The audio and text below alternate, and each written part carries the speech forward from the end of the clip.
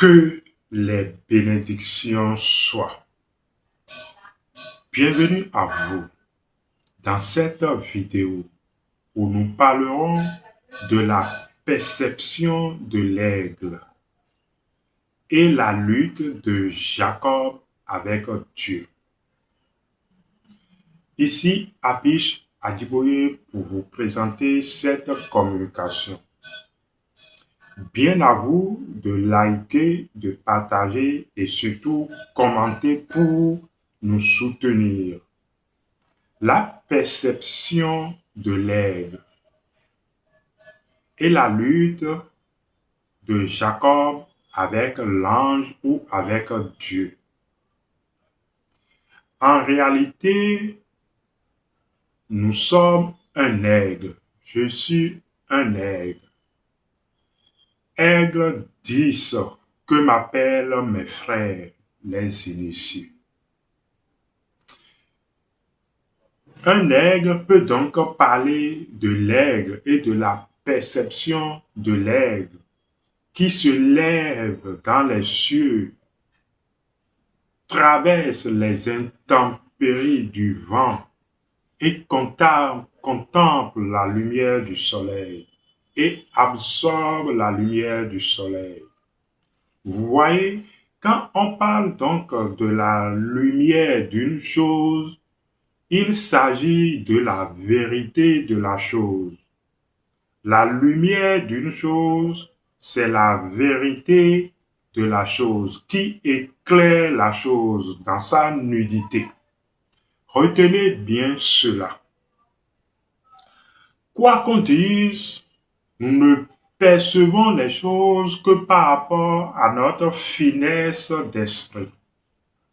Ça veut dire que la perception, c'est un acte de la conscience. Et pour percer et voir quelque chose, il faut donc de l'esprit aiguisé, pointu. Il faut donc un angle donné. Vous voyez, il faut un angle pointu, aiguisé, donc un esprit aiguisé. Parce que l'angle, dans ses aspects obtus ou dans son point, ne rappelle donc que l'aiguisement, la vivacité de l'esprit. Vous voyez, c'est également la bienveillance. Oui, la bienveillance permet de mesurer et d'observer les choses clairement. Donc voilà donc que nous nous retrouvons avec des angles de perception. Oui, les angles nous permettent donc de percer. Et nous nous retrouvons avec Jacob dans l'angle de perception, dans la lumière d'une chose. Dans cette histoire de lutte, de la lutte de Jacob avec l'ange ou avec Dieu, où Jacob s'introduisit, c'est ça, n'est-ce pas, dans la grotte et resta seul et lutta alors avec quelqu'un. Sous cette forme des récits mythologiques, nous assistons souvent à la personnification des idées, à la personnification des énergies, où on prête une nature humaine de personnes aux énergies et on fait parler les énergies pour nous faire vivre les choses, pour marquer notre esprit, afin que notre esprit, à son tour, saisisse ces symboles, les dépouille de tout ce qui n'est pas la vérité pour retourner à la lumière de ce qu'on veut nous faire toucher. C'est ça les récits mythologiques bibliques. Et tout récit d'ailleurs où on utilise des symboles, des faits, où on personnifie les choses. C'est comme ça que ça se passe.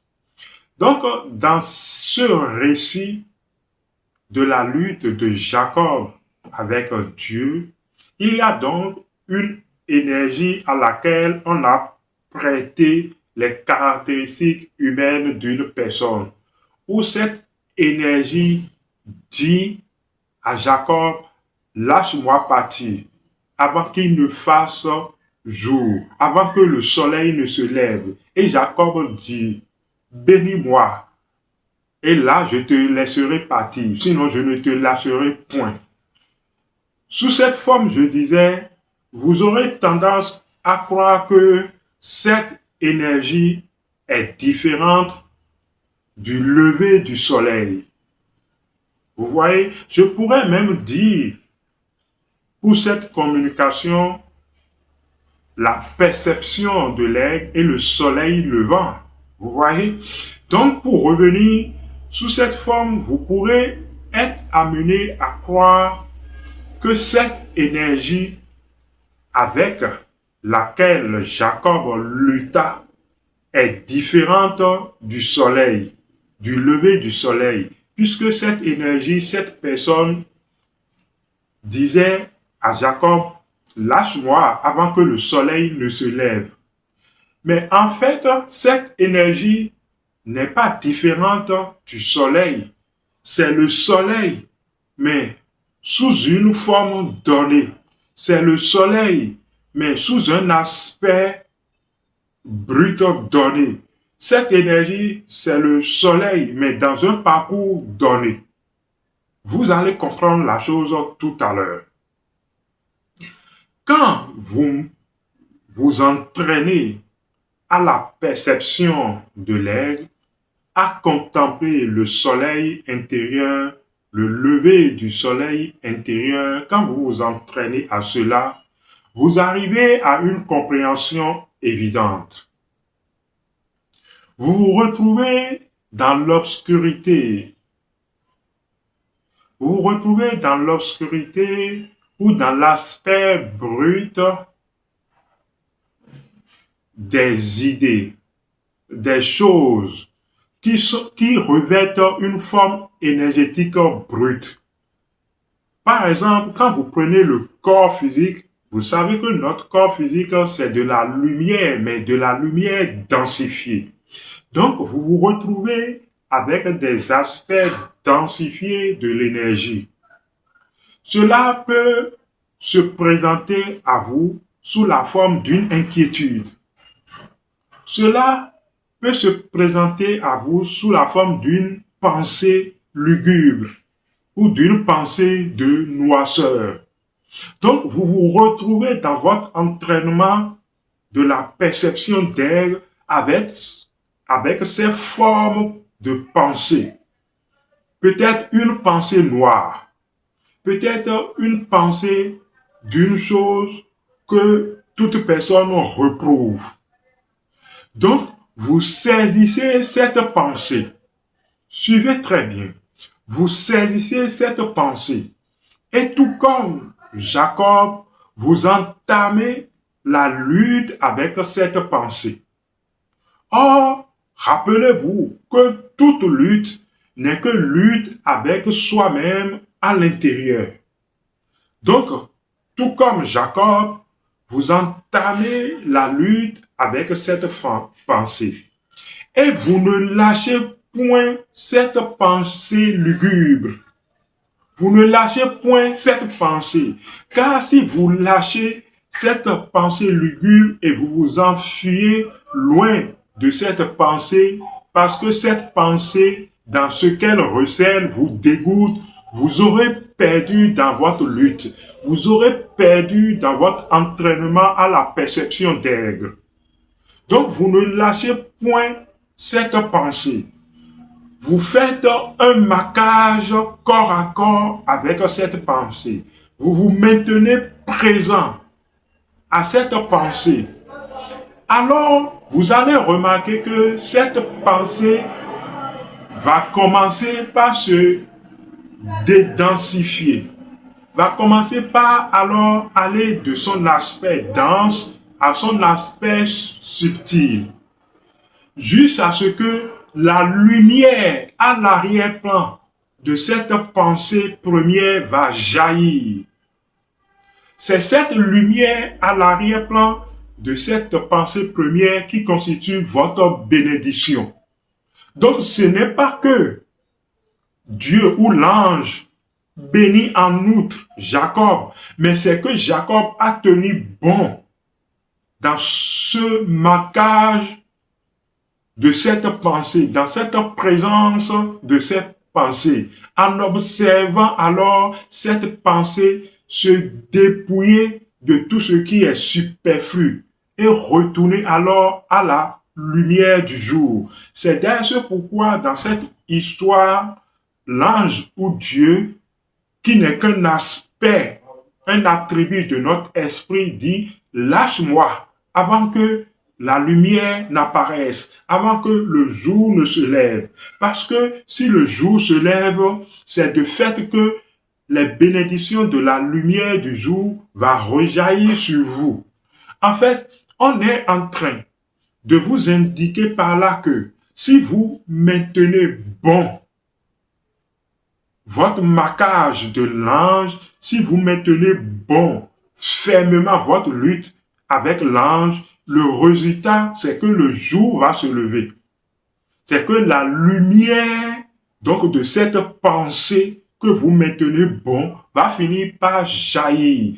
Et vous allez accéder à la vérité de la chose. C'est en cela que vous devenez un Israël de la chose, un initié de la chose. Vous voyez, comme Jacob, si vous marquez Dieu et vous luttez avec cette idée première, cette idée à la base lugubre, vous accédez à l'initiation de cette idée.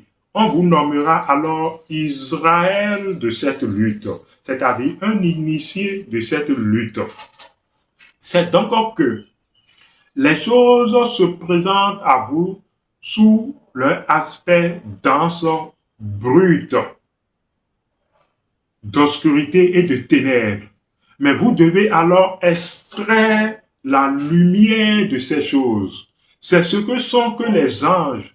Les anges ne sont que des aspects lumière, des attributs lumière de notre esprit qu'il faut maîtriser. Il faut absorber.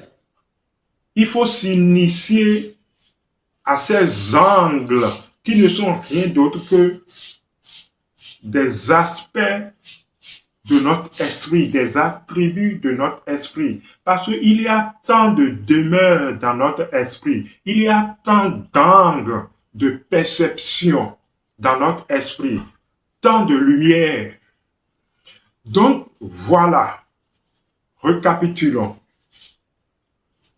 Vous savez que quand on retourne à la lumière d'une chose, on retourne également à la bénédiction qui jaillit de la chose. N'est-ce pas? Bien. Quand un ancêtre retourne à la lumière du jour, les bénédictions de cette porte de la lumière qu'est devenue l'ancêtre rejaillissent sur nous. C'est ainsi que dans cette lutte de Jacob ou de Jacob avec l'ange ou avec Dieu, l'ange ou Dieu lui dit, lâche-moi avant que il ne fasse jour, avant que la lumière n'apparaisse. C'est-à-dire, lâche-moi. L'idée que vous marquez, qui est Dieu, recommande ou vous indique que si vous maintenez bon cette lutte jusqu'au dénudement final, qui n'est rien d'autre que la révélation de la lumière de la chose à la conscience, vous aurez une bénédiction. C'est en cela que Jacob demande, bénis-moi. C'est-à-dire, je te conduirai jusqu'au point où tu me révèles ta lumière. Ce n'est donc pas que cette personne va dire une bénédiction particulière sur Jacob. Pas du tout. Mais quand Jacob va tenir bon dans sa perception, dans son dépouillement de la chose, parce que percevoir une chose, c'est également dépouiller la chose jusqu'à sa vérité. Donc, quand Jacob va tenir bon jusqu'à la perception de la lumière de la chose, il aura la bénédiction en retour. C'est donc une conséquence directe. Je ne te lâcherai point. Bénis-moi, c'est donc une conséquence directe de dépouillement de l'idée, de dépouillement de la pensée jusqu'à sa lumière, jusqu'à la révélation de la lumière de la chose. Quand la lumière d'une chose se révèle à vous en conscience, vous voyez la chose dans sa nudité. Vous aurez perçu la chose. C'est la perception de l'aigle. Comme l'aigle perçoit et absorbe la lumière du soleil. Vous comprenez, n'est-ce pas? C'est ainsi qu'on maintient le marquage d'une pensée, d'une idée, jusqu'à l'aboutissement de sa lumière. C'est ainsi qu'on commence par s'entraîner à la perception de l'aigle. Vous comprenez, n'est-ce pas? C'est sûr qu'en écoutant, en réécoutant, vous comprendrez donc que il ne tient qu'à vous de vous entraîner à la perception de l'aigle et de vous éveiller à la lumière de la chose. Abish Adiboye, à la prochaine.